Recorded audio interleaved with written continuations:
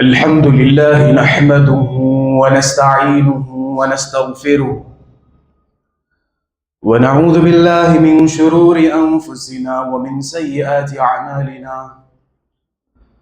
من يهده الله فلا مضل له ومن يضلل فلا هادي له، وأشهد أن لا إله إلا الله وحده لا شريك له، وأشهد أن محمدا عبده ورسوله. يا أيها الذين آمنوا اتقوا الله حق تقاته ولا تموتن إلا وأنتم مسلمون. يا أيها الناس اتقوا ربكم الذي خلقكم من نفس واحدة وخلق منها زوجها وبث منهما رجالا كثيرا ونساء، واتقوا الله الذي تساءلون به والأرحام إن الله كان عليكم رقيبا. يا أيها الذين آمنوا اتقوا الله وقولوا قولا سديدا يصلح لكم أعمالكم ويغفر لكم ذنوبكم ومن يطع الله ورسوله فقد فاز فوزا عظيما. أما بعد فإن خير الحديث كتاب الله، وخير الهدي هدي محمد صلى الله عليه وسلم، وشر الأمور محدثاتها وكل محدثة بدعة وكل بدعة ضلالة وكل ضلالة في النار. وقد قال الله تبارك وتعالى في القرآن المجيد: أعوذ بالله السميع العليم من الشيطان الرجيم من همزه ونفخه ونفثه. يوم نقول لجهنم هل امتلأت وتقول هل من مزيد وأزلفت الجنة للمتقين غير بعيد هذا ما توعدون لكل أواب حفيظ من خشي الرحمن بالغيب وجاء بقلب منيب ادخلوها بسلام ذلك يوم الخلود لهم ما يشاءون فيها ولدينا مزيد. وقال تعالى في موضع آخر: ونفس وما سواها. وقال تعالى في موضع آخر: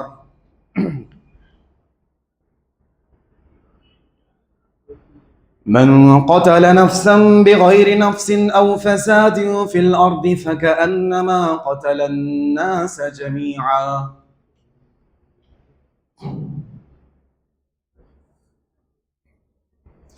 సమస్త పొగడ్తలు, ప్రశంసలు, కృతజ్ఞతలు, సర్వస్తోత్రములు అల్లాహ్ సుబ్హానహు వ తఆలాకే శోభిస్తాయి. ఎందుకంటే ఆయనే మనందరి సృష్టికర్త, మనందరి పాలకుడు, మనందరి పోషకుడు, ఈ లోకానికి మరియు పరలోకానికి యజమాని. మనందరిని సృష్టించి మనందరి అవసరాలను తీర్చినటువంటి వాడు. మనిషి యొక్క అవసరాలలో అత్యవసరమైనటువంటిది మార్గదర్శకత్వం. సన్మార్గం వైపునకు, రుజుమార్గం వైపునకు, స్వర్గపు మార్గం వైపునకు దారి చూపించడం. ఈ కార్యాన్ని అల్లాహ్ సుబ్హానహు వ తఆలా అనేక మంది ప్రవక్తలను, దైవ సందేశకులను, పుణ్యపురుషులను ప్రతి కాలములో, ప్రతి యుగములో పంపించి మానవుల కోసము రుజుమార్గము, సన్మార్గము చూపించేటువంటి బాధ్యతను పూర్తి చేశాడు. సమస్త ప్రవక్తలపై అల్లాహ్ యొక్క కోటాను కోట్ల శుభాలు, కారుణ్యాలు వర్షించుగాక. ప్రత్యేకంగా చిట్ట చివరి ప్రవక్త, వీరి తర్వాత మరో ప్రవక్త రారు. సర్వజనుల కోసము కారుణ్యంగా చేసి పంపబడిన ప్రవక్త, హృదయాల విజయిత, మహోపకారి, మహనీయ ప్రవక్త ముహమ్మద్ సల్లల్లాహు అలైహి వసల్లంపై ఆయన యొక్క కృషితో, ఆయన యొక్క శ్రమతో ప్రపంచం యొక్క నలమూలలలో ఇస్లాం ధర్మము, శాంతి సందేశము, అల్లాహ్ యొక్క సందేశము చేరింది.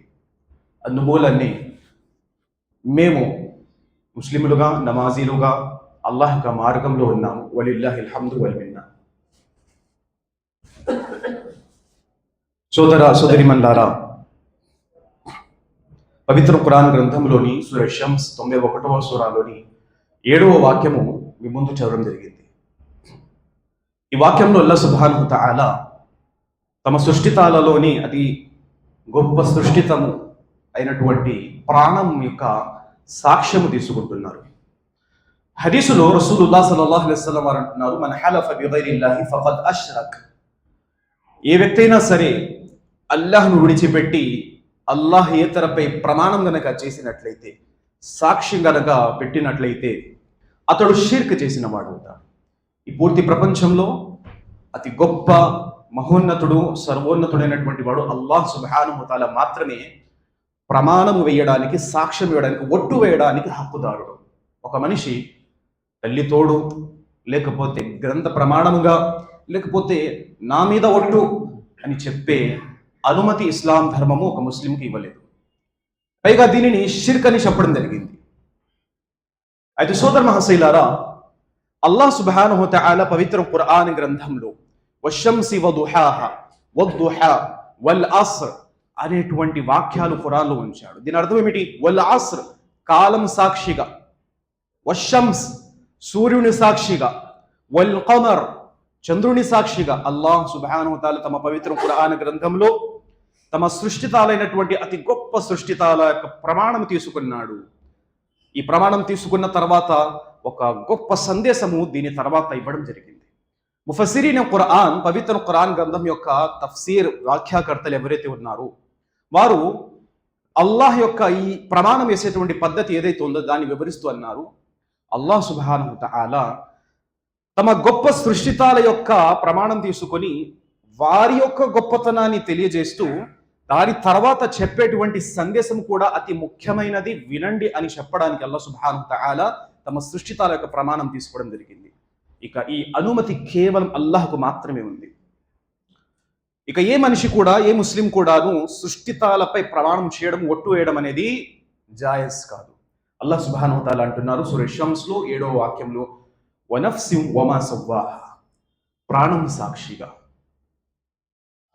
అల్లాహ్ సుబ్హానహు వ తఆలా ఈ ప్రాణం ఏదైతే ఉందో, జీవం ఏదైతే ఉందో దానిపై ఒట్టు వేయడం జరిగింది, దాని యొక్క సాక్ష్యం తీసుకోవడం జరిగింది. ఎందుకు?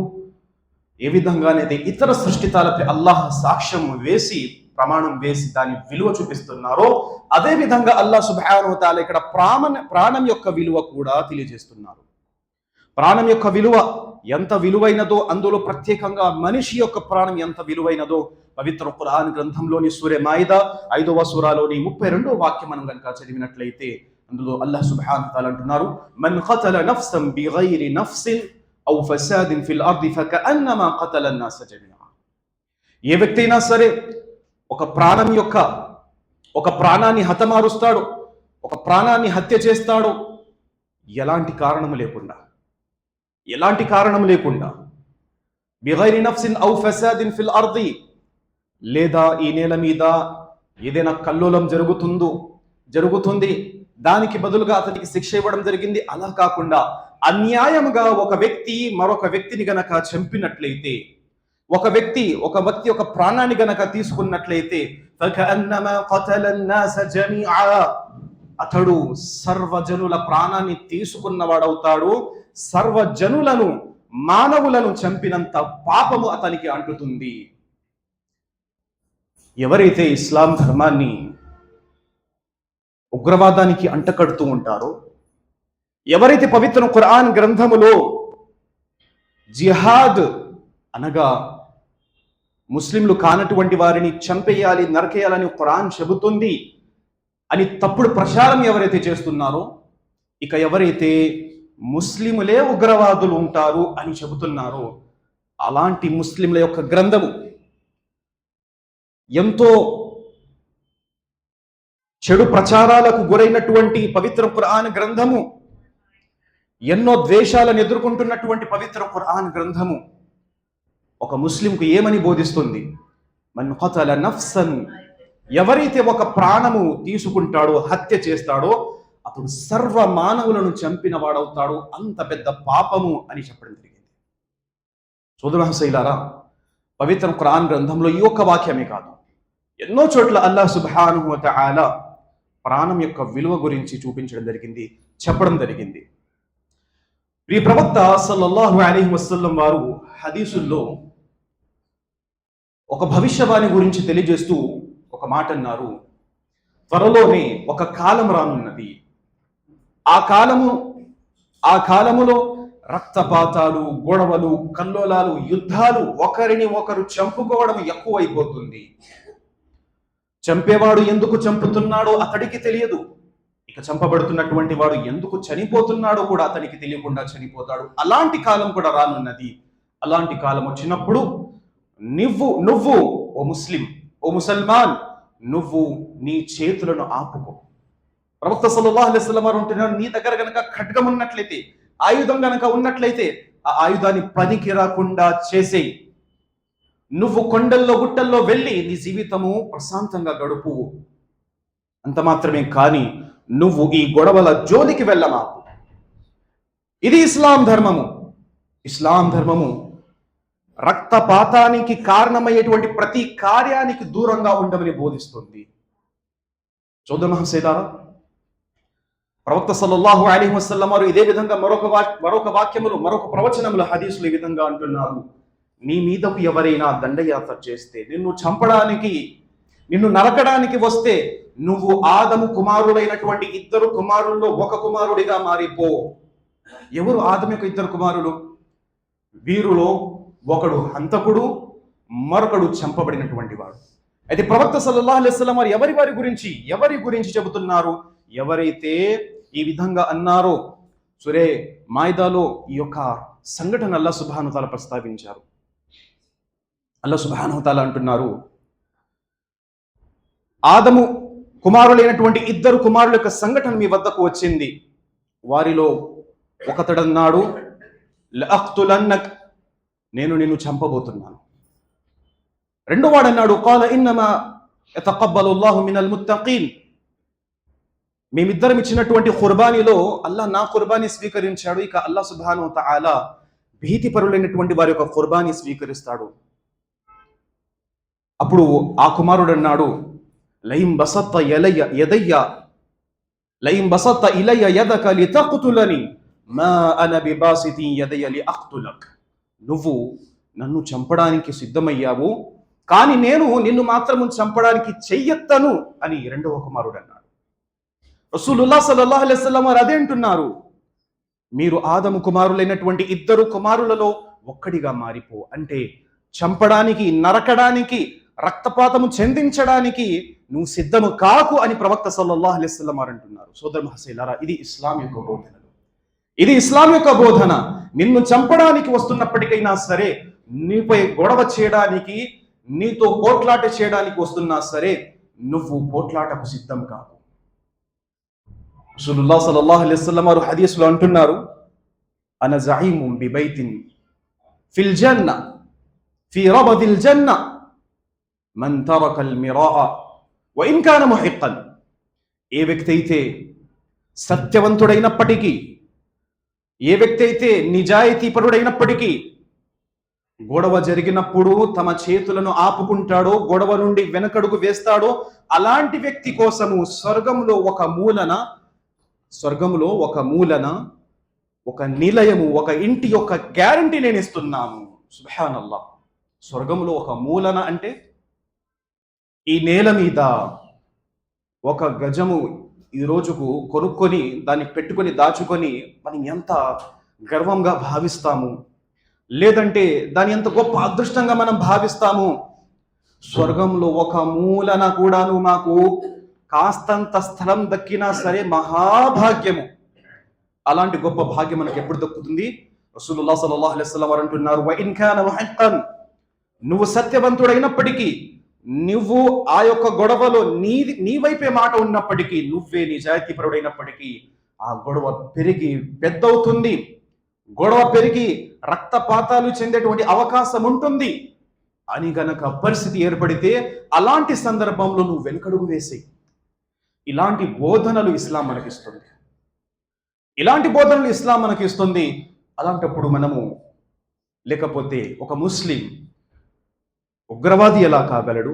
ఒక ముస్లిం అమాయకుల యొక్క ప్రాణాన్ని ఎలా తీసుకోగలడు?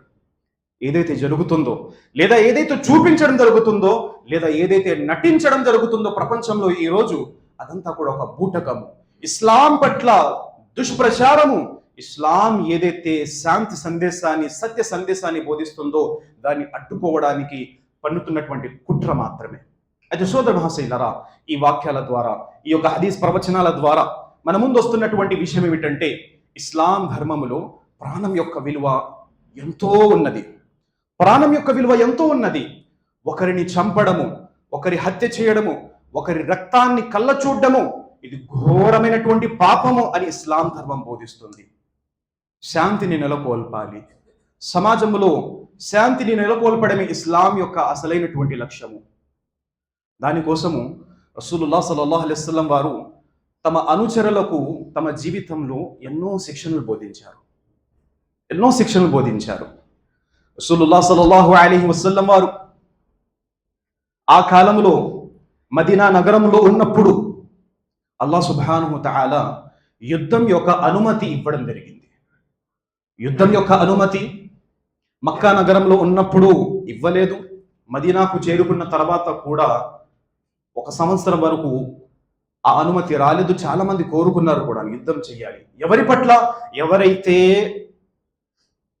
తమ యొక్క ఇళ్లను, తమ యొక్క ఇంటి వారిని, తమ యొక్క ప్రాణాలను విలువ లేకుండా హింసించారు, లాక్కున్నారు, ద్వేషించారు, అలాంటి వారి పట్ల.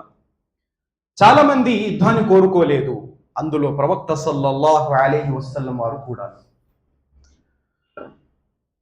కానీ ఎప్పుడైతే యుద్ధం యొక్క ప్రకటన వచ్చిందో, అల్లాహ్ సుబ్హానహు వ తఆలా యుద్ధం చెయ్యమని అనుమతి ఇచ్చారో, ఎవరైతే మీ ప్రాణాలను తీసుకోవాలని అనుకుంటున్నారో, ఎవరైతే మీపై దౌర్జన్యం చేయాలనుకుంటున్నారో, అలాంటి వారిపైన మీరు యుద్ధం చేయండి అని అనుమతి ఇచ్చారో, అప్పుడు రసూలుల్లాహ్ సల్లల్లాహు అలైహి వసల్లం వారు అప్పటిదాకా యుద్ధం యొక్క డెఫినేషన్ ఏదైతే ప్రపంచంలో ఉండేదో దాన్ని పూర్తిగా మార్చివేసేశారు. యుద్ధాలనగానే ఒక సమాజము, ఒక ప్రాంతము పూర్తిగా నాశనమైపోయేది. చిన్న చితక, పెద్ద ముసలి, ఎలాంటి భేదము లేకుండా దండయాత్ర చేసి అందరినీ చంపేసేటువంటి వారు. మగ మహిళ ఎలాంటి భేదము ఉండేది కాదు. కానీ రసూలుల్లాహ్ సల్లల్లాహు అలైహి వసల్లం వారు ఆ రోజుల్లో యుద్ధం యొక్క డెఫినేషన్ పూర్తిగా మార్చివేశారు. ఎవరైతే ఖడ్గము పట్టుకొని నిన్ను మాత్రమే అంతం చేయడానికి వస్తాడో అతడితో మాత్రమే యుద్ధం చెయ్యి. మహిళలపై ఖడ్గం ఎత్తమాకు, ముసలి వారిపై ఖడ్గం ఎత్తమాకు, చిన్నారులపై ఖడ్గం ఎత్తమాకండి. ఎక్కడైతే యుద్ధం చేయడానికి వెళ్ళారో అక్కడ ఉన్నటువంటి చెట్లని నరకమాకండి. ఎవరైతే ఖడ్గాన్ని కింద పడేస్తాడో, ఓటమిని ఒప్పుకుంటాడో అతన్ని విడిచిపెట్టేయండి, క్షమించండి. ఇలా ఎన్నో రూల్స్ ప్రవక్త సల్లల్లాహు అలైహి వసల్లం వారు పెట్టిన తర్వాత యుద్ధానికి వెళ్ళారు. అలాంటి యుద్ధాలు జయించడం జరిగింది కూడాను. ఎన్నో యుద్ధాలు రక్తపాతం లేకుండా కూడాను జయించడం జరిగింది. అందులో ఫతహ్ మక్కా ఒకటి. దాని తర్వాత హజరత్ ఉమర్ రదియల్లాహు తఆలా అన్హు వారి యొక్క ఖిలాఫత్లో హజరత్ ఉమర్ రదియల్లాహు తఆలా అన్హు వారు ఫిలిస్తీన్ని జయించడము, ఇలా ఎన్నో చరిత్రలో సంఘటనలు ఉన్నాయి. సోదర మహాశైలారా, ఇది ఒకరి ప్రాణం యొక్క విలువ గురించి తెలువబడుతున్నటువంటి విషయాలు. అదేవిధంగా హత్య ఎంత పాపము, ఆత్మహత్య కూడాను అంతే ఘోరమైనటువంటి పాపము అని ఇస్లాం ధర్మం తెలియజేస్తుంది. ఒకరిని చంపడము మహాపాపము, అదేవిధంగా స్వయాన్ని చంపుకోవడం కూడాను ఘోరమైనటువంటి పాపము. ఆత్మహత్య, ఆత్మాహుతి, స్వయాన్ని చంపుకోవడము. ఈ ప్రాణం ఏదైతే ఉందో అది ఎదుటి వ్యక్తిదైనా సరే, తన సొంతదైనా సరే, చంపే అధికారము, రక్తము చిందించే అధికారము ఎవ్వరికీ లేదు. మనిషి యొక్క శరీరము ఈ ప్రాణం పోసినటువంటి ఆ యజమాని యొక్క ఆధీనంలో ఉంది. దీన్ని లాక్కొనేటువంటి అధికారం ఎవ్వరికీ లేదు. సోదర మహాశైలారా, ఆత్మహత్య, చాలామంది ఆత్మహత్య అనగానే చాలా సింపుల్ విషయం అనుకుంటారు. ఏదైనా సమస్య వచ్చినా, ఏదైనా ఆపద వచ్చినా వెంటనే పరిష్కారము దానికి కొన్ని మాత్రలు మింగేయడము, లేదా ఉరి వేసుకోవడము, విషము తాగడము, లేకపోతే ఏ మాదిరిగా అయితే కుదిరితే ఆ మాదిరిగా ప్రాణాన్ని విడిచిపెట్టేయడము, నదిలో దూకేయడము. ఎందుకు? అప్పుల్లో ఉన్నాము, ఇంట్లో సమస్యలు, ఇంట్లో పరేషాని, ఈ సమస్యల కారణంగా నేను జీవించలేకపోతున్నాను, బతికి కూడా ఏం లాభము, చనిపోతాను. ఎంజైటీ, డిప్రెషన్, బాధల్లోకి వెళ్ళిపోవడము. దానికి పరిష్కారం ఏమనుకుంటున్నాడు మనిషి? తమను తాము చంపుకోవడము. సూర్య నిసా 4వ సూరాలోని 29వ వాక్యంలో అల్లాహ్ సుబ్హానహు వ తఆలా అంటున్నారు, వలా తఖ్తులు నఫ్స్ వలా తఖ్తులు అన్ఫుసకుమ్. మీ ప్రాణాన్ని మీరు తీసుకోమాకండి. అల్లాహ్ సుబ్హానహు వ తఆలా హరాం చేశారు. సూసైడ్ ని, ఆత్మహత్యని అల్లాహ్ సుబ్హానహు వ తఆలా హరాం చేశారు. ఇది ఎంతగా హరాం అంటే, ఒక వ్యక్తి ఆత్మహత్య చేసుకుని మరణిస్తే అతడు నరకానికి పోతాడు. రసూలుల్లాహ్ సల్లల్లాహు అలైహి వసల్లం వారు హదీస్లో తెలియజేస్తున్నారు. సహీ బుఖారీ యొక్క హదీస్, కితాబుల్ జనాయిజ్ లో ఈ హదీస్ వచ్చింది. కితాబుల్ జనాయిజ్ అంటే జనాజా యొక్క అధ్యాయం. జనాజా యొక్క అధ్యాయములు ఈ హదీస్ వచ్చింది. ఇమాం బుఖారీ రహిమహుల్లాహ్ వారు దీన్ని ఇందులో ప్రస్తావించారు. గమనించండి, జనాజా నమాజుకు ఆత్మహత్యకు సంబంధం ఏమిటి? చరిత్ర కనుక చదివినట్లయితే రసూలుల్లాహ్ సల్లల్లాహు అలైహి వసల్లం వారు ఎప్పుడెప్పుడైతే మస్జిద్లో జనాజా వస్తుందో ప్రవక్త వారు ప్రశ్నించేవారు, ఇతడిపై ఏదైనా అప్పులు ఉన్నాయా అని. ఇతడి అప్పులు తీర్చేవారు ఎవరైనా ఉంటే ముందుకు రండి, అప్పుడు నేను జనాజా నమాజ్ చదివిస్తాను, లేదంటే మీరే చదివించుకోండి అని ప్రవక్త వారు వెళ్ళిపోయేవారు. ఎవరైనా సరే ప్రవక్త సల్లల్లాహు అలైహి వసల్లం వారు నా జనాజా నమాజ్ చదివించకూడదని అనుకుంటారా? ఎంత మాత్రం కాదు. ప్రవక్త సల్లల్లాహు అలైహి వసల్లం వారు జనాజా నమాజ్ చదివిస్తే నాకు మోక్షం దక్కుతుంది అనేటువంటి భావనతోని ప్రతి ఒక్కరు ఉండేవారు. అయితే అప్పు తీర్చేవారు, మేము ఉన్నాము, మేము తీరుస్తామని వారసులు ముందుకు వస్తే ప్రవక్త వారు నమాజ్ చదివించేవారు. అదేవిధంగా రసూలుల్లాహ్ సల్లల్లాహు అలైహి వసల్లం వారు ఏ వ్యక్తి అయినా సరే ఆత్మహత్య చేసుకోని చనిపోయి ఉన్నట్లయితే, అతని జనాజా వచ్చినట్లయితే ప్రవక్త వారు నేను ఇతని నమాజ్ చదివించను, మీరే చదివించుకొని పక్కకు వెళ్ళిపోయేవారు. ఇదే విధంగా మస్జిద్లలో ఈనాడు కూడాను ఎవరైతే ఆత్మహత్య చేసుకుంటారో అల్లాహ్ అలా చేయకూడదు, అల్లాహ్ అందరినీ కూడా రక్షించుగాక, అల్లాహ్ తాలా ప్రతి ఒక్కరి సమస్యలకు మంచి పరిష్కారం ప్రసాదించుగాక. ఈ ఆత్మహత్యలు కూడా తగ్గిపోవాలి పూర్తిగా. ఒకవేళ అలా జరిగినా కూడాను, మస్జిద్కు ఆ జనాజా వచ్చినా కూడాను, మస్జిద్ యొక్క హాఫిజ్, మస్జిద్ యొక్క ఇమాం ఎవరైతే ఉంటారో, ఎవరి యొక్క పేరైతే అల్హమ్దులిల్లా వీరు చాలా పెద్ద పుణ్య పురుషులు, అల్లాహ్ యొక్క వలీ వీరు, అల్లాహ్ యొక్క దాసులు వీరు అని సమాజంలో లేకపోతే జమాత్లో ఎవరి వద్దనైతే పేరుంటుందో అలాంటి వారు కూడా పక్కకు జరిగిపోవాలి. దీని కారణంతో అరే రేపు గనక నేను కూడా ఇలాంటి కార్యము చేస్తే, ఇలాంటి చెడు పని చేస్తే, ఇలాంటి నీచమైనటువంటి పని చేస్తే నా జనాజా నమాజ్ కూడా చదివించరు కదా అని ఆలోచన అతనికి వస్తుంది. సోదమహసీలరా, కితాబుల్ జనాయిజ్ లో ఈ హదీస్ ప్రస్తావిస్తూ రసూలుల్లాహ్ సల్లల్లాహు అలైహి వసల్లం వారు అంటున్నారు, హజరత్ అబూ హురైరా రదియల్లాహు తఆలా అన్హు వారు రావి హదీస్, ప్రవక్త సల్లల్లాహు అలైహి వసల్లం వారు అంటున్నారు, ఏ వ్యక్తి అయితే ఉరి వేసుకొని మరణిస్తాడో, ఆత్మహత్య చేసుకొని ఉరి వేసుకొని మరణిస్తాడో, ఆ వ్యక్తి నరకంలో కూడాను ఉరి యొక్క స్థితిలోనే వేలాడదీయబడతాడు. ఆ యొక్క శిక్ష అతడికి నరకంలో దక్కుతుంది. ఇక ఏ వ్యక్తి అయితే కత్తి పొడుచుకొని ఆత్మహత్య చేసుకుని మరణిస్తాడో, ఆ వ్యక్తి నరకంలో కూడాను అదే శిక్షని, అనగా కత్తిని పొడుచుకుంటూ ఉంటాడు, అదే శిక్ష అతడికి లభిస్తూ ఉంటుంది. ఈ రెండు మాటలు ప్రవక్త సల్లల్లాహు అలైహి వసల్లం హదీస్లో తెలియజేశారు. ఇదే విషయాన్ని మనం ఇక్కడ కియాస్ చేసుకుంటూ ప్రతి వ్యక్తి, ఏ వ్యక్తి అయితే ఆత్మహత్య చేసుకునేటువంటి వివిధ మార్గాలు ఉంటాయో, అది విషము తాగైనా సరే, నరకం యొక్క విషం ఒక్క చుక్క ఈ నేల మీద గడక పడినట్లయితే ఎన్నో శతాబ్దాల వరకు ఈ నేల మీద పండనే పండదు. అంతటి ఘోరమైనటువంటి విషం నరకంలో ఉంటుంది. ఇక ఏ వ్యక్తి అయితే విషం తాగి మరణిస్తాడో ఆ వ్యక్తి నరకంలో అదే విధమైనటువంటి శిక్షను అనుభవిస్తాడు, విషం తాగుతూ ఉంటాడు. సోదమహసీలరా, చెప్పదలిచినటువంటి విషయం ఏంటంటే, ఆత్మహత్య ఘోరమైనటువంటి పాపము. ఆత్మహత్య చేసి మరణించినటువంటి వాడు నరకానికి పోతాడు, అక్కడ శిక్షను అనుభవిస్తాడు.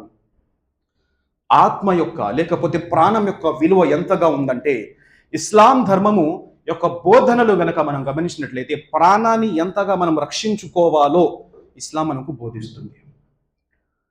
ఇస్లాం ధర్మంలో ఖింజీర్ యొక్క మాంసము, ఖింజీర్ అంటే పంది మాంసం, హరాం, నిషిద్ధము.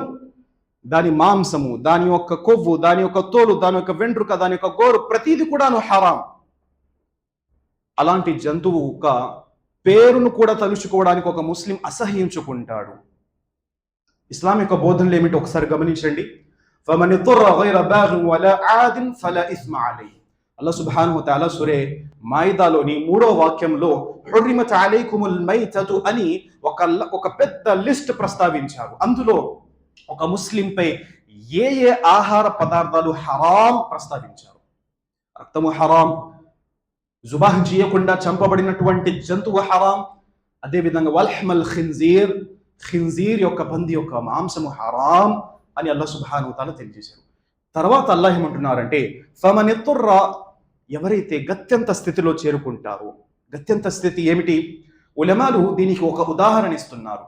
ఒక వ్యక్తి ప్రయాణంలో ఉన్నాడు, ఎడారిలో, ఎక్కడ కూడాను తినడానికి తిండి లేదు, తాగడానికి నీళ్లు లేవు, ఉన్నటువంటి సామాగ్రి పూర్తయిపోయాయి. ఇక కొన్ని రోజుల్లో అతడు ప్రాణాలు విడిచేస్తాడు, మరణిస్తాడు, చనిపోతాడు. అలాంటి వ్యక్తిపై అల్లాహ్ సుబ్హానహు వ తఆలా ఇచ్చినటువంటి అనుమతి ఏమిటంటే ఫమనితుర్ర గైర బాగిన్ వలా ఆదిన్ ఫలా ఇస్మ అలైహి. ఎలాంటి దురుద్దేశము లేకుండా, ఆశ లేకుండా వీటిని అతడు సేవిస్తే తన ప్రాణాలు రక్షించుకోగలడు అనేటువంటి గనక ఉద్దేశం ఉన్నట్లయితే అప్పుడు దాన్ని అతను తినవచ్చు. అర్థమవుతుందా విషయం? ఇక 2 విషయాలు వచ్చాయి. ఒకటి, ప్రాణం పోతుంది, ప్రాణాన్ని రక్షించుకోవాలి. రెండవది, హరాం మాంసము, నిషిద్ధమైనటువంటి మాంసము. 2 పాపాలే. కానీ అల్లాహ్ సుబ్హానహు వ తఆలా దేనికి ప్రాధాన్యత ఇచ్చారు? తన ప్రాణాన్ని రక్షించుకోమన్నారు, ప్రాణాలని రక్షించుకోమన్నారు. ఇప్పుడు చాలా మంది తయారవుతారు ఏమని? ప్రాణాలు రక్షించుకోవాలి, ఆకలితో ఉన్నాము, అప్పు తీసుకుంటాము, వడ్డీ కట్టుకుంటాము. లేదు సోదరాసైలారా, ఖురాన్ గ్రంథాన్ని ఎలా అర్థం చేసుకోవాలి అలా అర్థం చేసుకోవాలి. వడ్డీ పూర్తిగా హరాం. సోదరమహసైలారా, ప్రాణం యొక్క విలువ అది ఒకరిని చంపడమైనా సరే, లేదా స్వయంగా చంపుకోవడము, ఆత్మహత్య చేసుకోవడమైనా సరే, 2 హరాం, నిషిద్ధము. సోదరమహసైలారా, ఆత్మహత్య ఎందుకు అత్యధికంగా జరుగుతుంది? అంతేకాకుండా ముస్లిం సమాజంలో కూడా మనం ఇవి చూస్తూ ఉన్నాము. కారణం ఏమిటి? ఏమంటారంటే డిప్రెషన్లోకి వెళ్ళిపోయాను, చాలా కష్టాల్లో ఉన్నాను, చాలా టెన్షన్లో ఉన్నాను, దీని తప్ప మరొక మార్గం లేదు. సోదరమహసైలారా, అతడు నిజంగానే ముస్లిమై ఉన్నట్లయితే, నిజంగానే అల్లాహ్పై ఈమాన్ కలిగి ఉన్నట్లయితే అతడు ఎన్నడూ కూడా ఈ మాటలు మాట్లాడడు, ఈ మాట ఎన్నడూ చెప్పడు.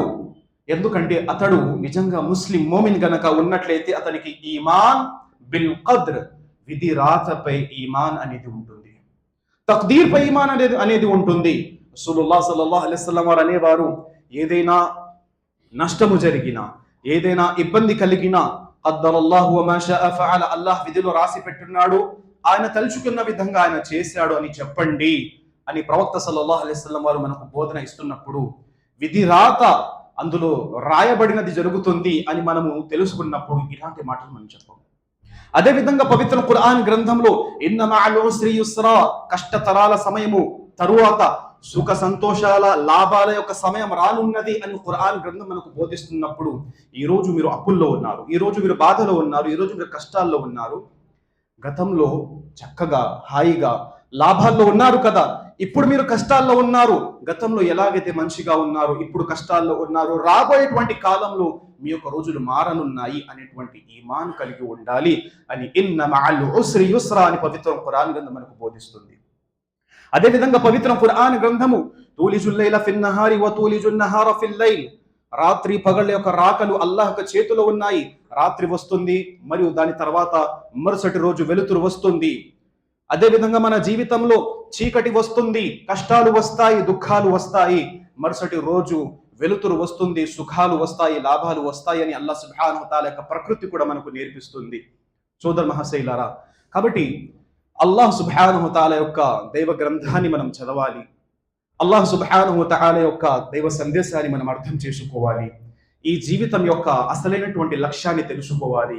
ఆ లక్ష్యం ఏమిటంటే అల్లాహ్ సుబ్హానహు వ తఆలా మనందరినీ ఇక్కడ పరీక్ష నిమిత్తం ఎగ్జామ్ పర్పస్ ఈ యొక్క జీవితాన్ని అల్లాహ్ ప్రసాదించాడు. ఇక్కడ మేము పరీక్షించబడుతున్నాము.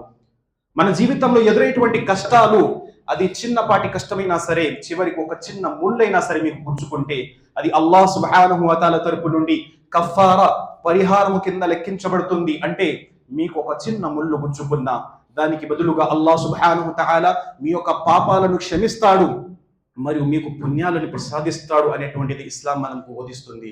సోదర మహాశైలారా, ఈ యొక్క కొన్ని మాటలతో నా మాటలు ముగిస్తూ చివరిగా చెప్పేటువంటి విషయం ఏంటంటే, ప్రాణం యొక్క విలువ ఎంతగానో ఉంది. అది ఎదుటి వారి యొక్క ప్రాణమైనా సరే, తన సొంత ప్రాణమైనా సరే, ప్రాణ రక్షణ గురించి ఇస్లాం ధర్మం ఎంతగానో బోధిస్తుంది.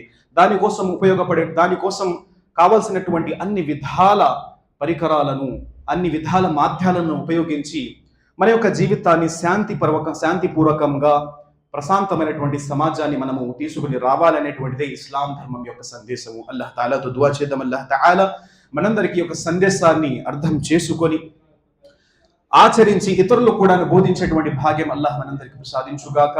అల్లాహ్ తాలా మనందరికీ ఇస్లాం యొక్క సత్య సందేశము, శాంతి సందేశము ఏదైతే ఉందో ముందుగా ఒక ముస్లిం అర్థం చేసుకొని దాని ఇతరులకు బోధించేటువంటి భాగ్యం వల్ల ప్రతి ఒక్క ముస్లింకు ప్రసాదించుగాక.